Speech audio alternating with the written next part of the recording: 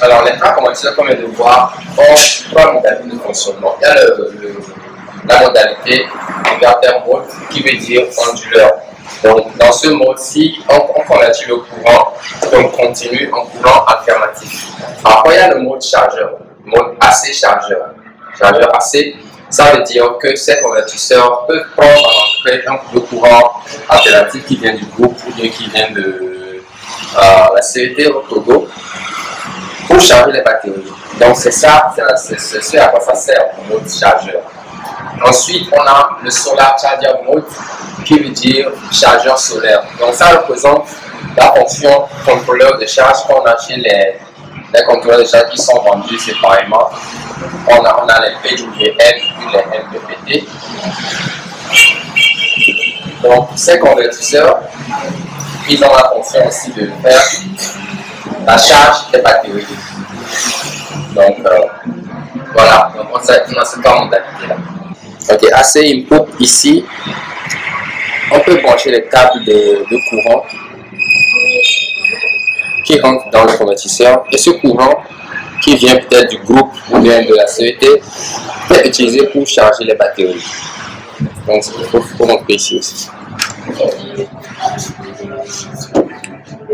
Est-ce qu'on voit bien en haut là? On voit pas bien. Ouais, ça va.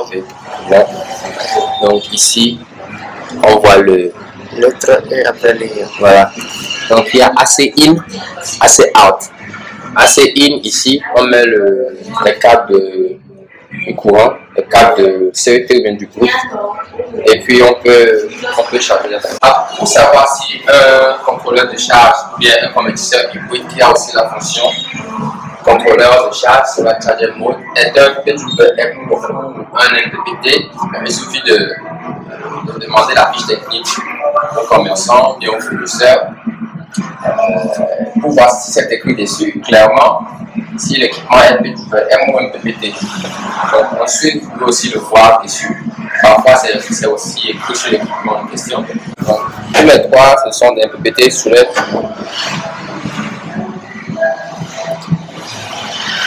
MPPT, voltage, orange. C'est bon, tu peux faire. Quand on trouve sur les spécifications du convertisseur dans sa partie Solar Charger Mode. Donc ici, on voit le minimum solar voltage. Ça nous donne 40 volts DC. Ça veut dire simplement que quand on va mettre des panneaux dessus sur le convertisseur, il faut que la tension minimale des panneaux soit 40 volts DC. La tension à partir de laquelle le convertisseur peut fonctionner, c'est 40 volts DC. Donc tous les panneaux qu'on doit mettre, il faut que la somme ou bien la façon dont on les a connectés, il faut qu'au bout des câbles on puisse trouver minimum 40 volts DC pour que le contrôleur de charge fonctionne.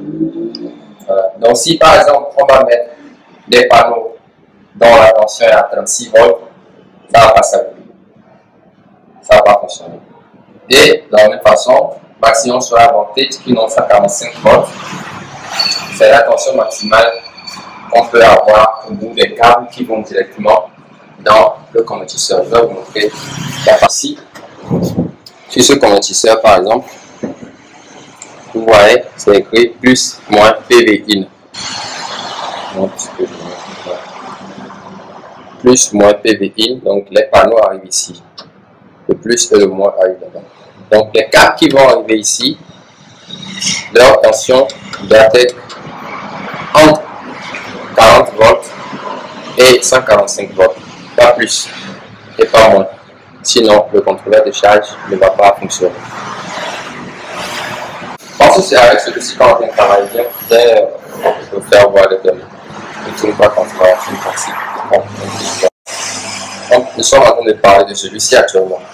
C'est ça, non? Bon, voici, là où on met ces panneaux. Les panneaux se connectent. C'est input, ça c'est pour les batteries. Pour les panneaux, c'est ici. Voilà. C'est par ici que ça rentre. Normalement, on doit ouvrir pour bien montrer. Tu vois. Il faut fermer.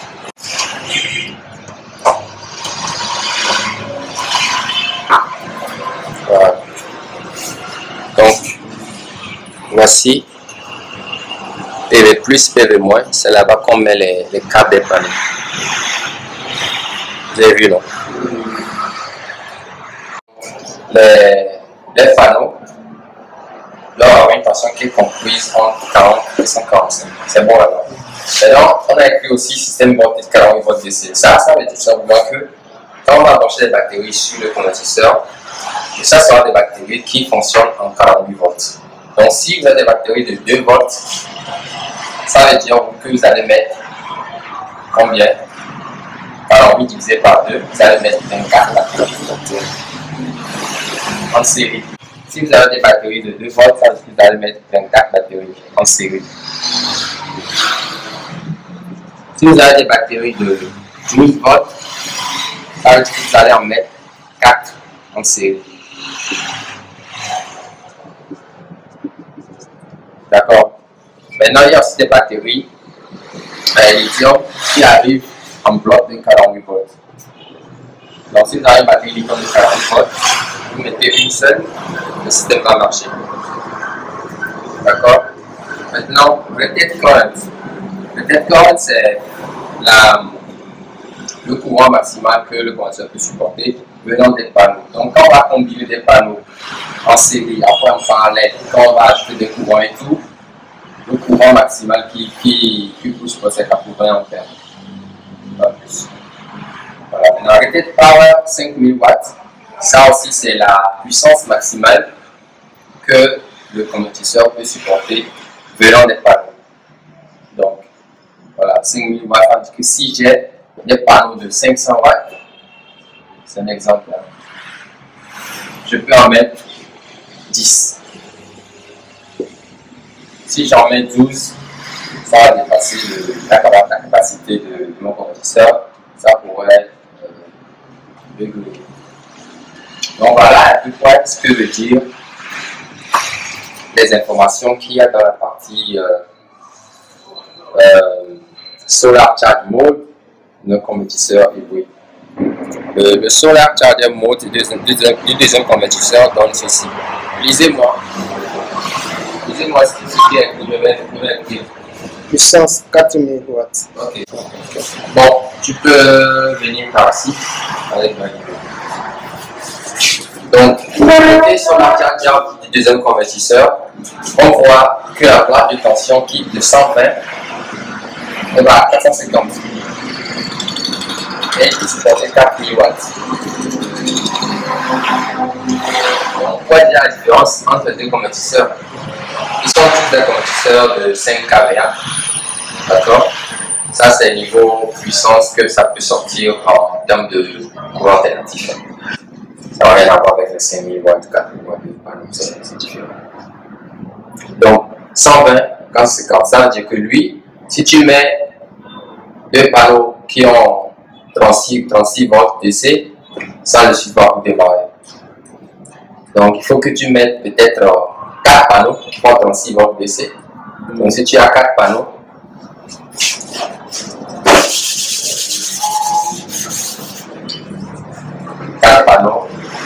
de 36 volts DC, ça te donne sur 12, ça fait 54, 2, 472, 2. 144 volts DC, en ligne peut continuer à travailler. Maintenant, tu les mets comment? En série. Tu mets le panneau, tu le connectes à l'autre, tu le connectes à l'autre, tu le connectes plus, moins, comme ça. Hein. Tu continues. Parce que lui, il va jusqu'à 450 volts DC. Donc, tu peux continuer par ajouter en série toujours. Alors que ici, tu ne pourrais pas, parce que lui, il sera à 145. Si tu mets 3, 4 de ça, tu as même le maximum. Ouais, lui, tu es max déjà. Oui. Donc celui-ci, si tu le mets en 4 et que tu veux augmenter la puissance, tu es obligé de faire une deuxième série de parallèles. Donc tu fais notre parallèle, tu fais notre parallèle, tu fais notre parallèle. Ici, Pas besoin de faire des parallèles, tu les mets tout simplement en série. Voilà, ça va être une différence entre convertisseur et convertisseur. Bien sûr qu'ils sont tous de 5 câbles, mais bon, la façon de les brancher est différente. Je vois. Voilà. Ok, donnez-moi ce qu'ils ont pris, le minimum de solar voltage. Solar voltage 120. Okay. VDC. C'est 120. Oui. Le maximum 450. Ok. Le max input current 18 ampères. Maximum comment? Input Input. current. Toujours dans la partie solar charger. Ok, j'espère que j'ai ça ici. Et il y a le max PV. Quoi? RE power. Ok, peut-être pas. 4500 watts. Ok. Donc, tu peux venir ici. Bon, on voit que les deux là, ils sont presque pareils. Puis, ils commencent à partir au moins de 4 panneaux, dans 6 volts. Et ils vont jusqu'à 450 volts DC. Ok. Et leur puissance maximale de quantité supporte c'est 4500 watts. Donc, par exemple, si j'ai des panneaux, de 300 watts, donc théoriquement, je peux en mettre 4500 watts divisé par 300, qui me feront combien? Ça